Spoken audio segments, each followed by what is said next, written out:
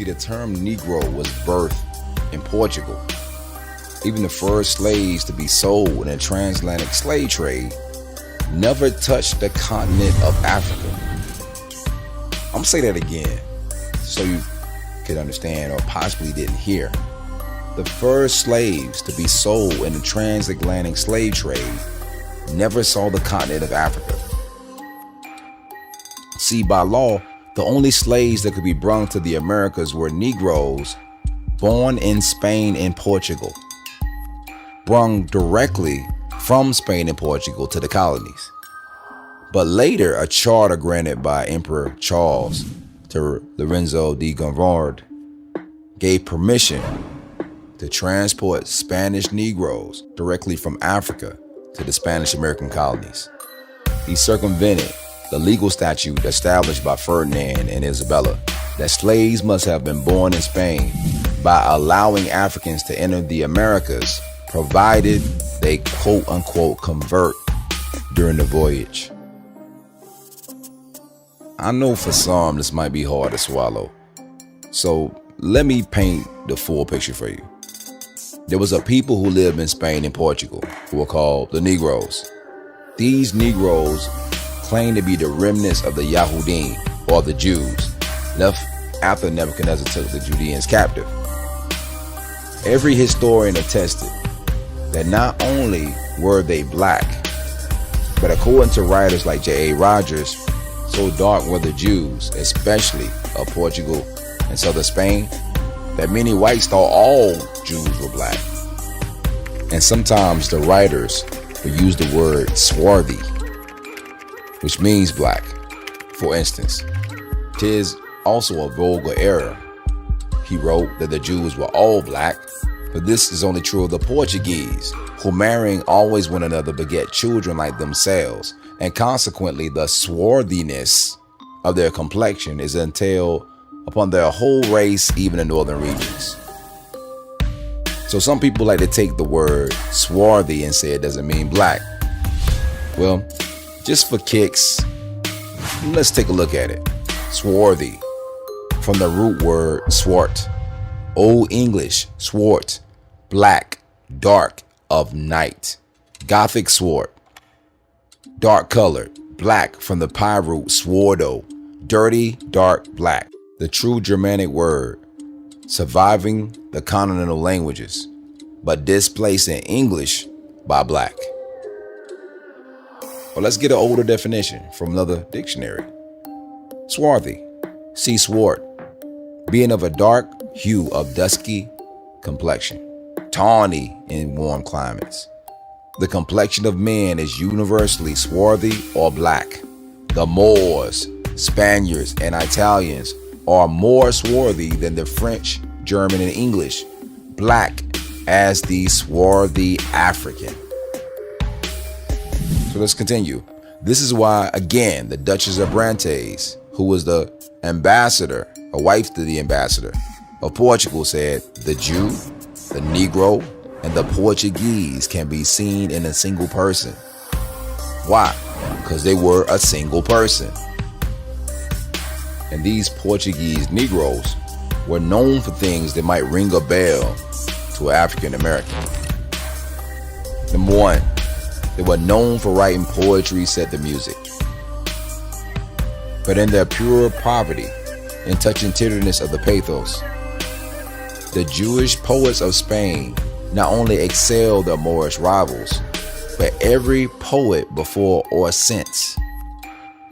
Once more, Israel's sons and daughters took their harps of Judea from off the mourning willows in the songs of Zion.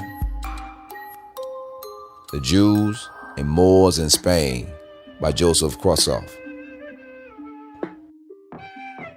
Secondly, they were known for wearing black cloaks and hoodies. The Almohad ruler, Abu Yusuf Waqab, is said to have introduced at the end of his reign an innovation with regard to the sukkah, cloak-like garment of the Jews, because they were dressing like the Muslims, and even like the most notable of them. Therefore, Jews henceforth were required to dress in the fashion of the mourning Muslims, dark blue or black. And they were required to wear black cloaks and black caps. Jews, Visigoths, and Muslims in medieval Spain by Norman Roth. And we notice Jew cavaliers mounted on richly caparisoned horses, and mules in fine cloaks, cassocks, silk doublets, and closed hoods. The Jews of Spain and Portugal by E.H. Lindo. In this rare painting by an anonymous 16th century painter who recorded a scene of everyday life at the King's Fountain in Lipson, you can see the Negro Portuguese Jews wearing the black cloaks and caps, while others still dressed in the Moorish or Muslim habit. Thirdly, they were oppressed and lived in segregated communities called ghettos. We discussed several such cases in detail in Chapter 7, including that of the recognition of the part of Castelo de Vide, Portugal, as the former Jewish ghetto or Juderia of the town, where the Jews lived in peace until their forced conversion. Antagonistic Tolerance, Competitive Sharing of Religious Sites and Spaces by Robert M. Hayden. The Jewish quarter known as the Juderia. In Lipson, the chief city, there are several Juderias. In all of the cities, Jewish quarters existed. These Juderias were closed every evening when the bell sounded for prayer, and were guarded by 2 watchmen appointed by the king. Any Jew found outside of the Juderia after the first 3 tollings of the bells will find 10 liveries, or according to the order of King Dom Pedro, was whipped through the city, and in case of repetition of the offense, punished with the confiscation of property. Old European Juries, Phillips and David. So these Negroes wrote spoken word set to music, while wearing black hoodies and living in ghettos. You just can't make this stuff up. And these ghettos were policed by the Moors and then the Visigoths, aka the white Portuguese. These communities were not only segregated, but also had sundown laws, as in the Jim Crow South. One famous ghetto was a place called Macambo in Lipson. The word Macambo is a Portuguese word, meaning refuge for fleeing slaves. Now, why would a ghetto be called a refuge for fleeing slaves? See, the Inquisition or persecution of the Jews started in Spain and later came to Portugal. When these persecutions started, the Negro Jews of Spain began to flee to Portugal for a city of refuge. The number of those that were thus banished from Spain was 400,000 Jews, according to Rubklin and others.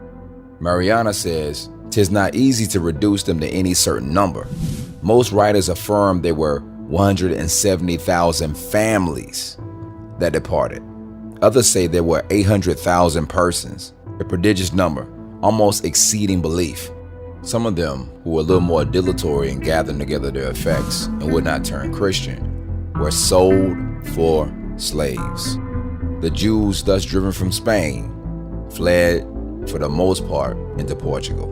The History of the Inquisition by Philip Lombard. About 100,000 entered Portugal. They were permitted to enter under the condition that they must pay the poll tax, with the understanding that they will be asked to leave the country within 8 months. And when the time expired, many Jews were stranded because the king did not provide enough ships in time. All the black Jews who were left behind were deprived of their freedom and sold into slavery. From Babylon to Timbuktu by Dr. Rudolph R. Windsor.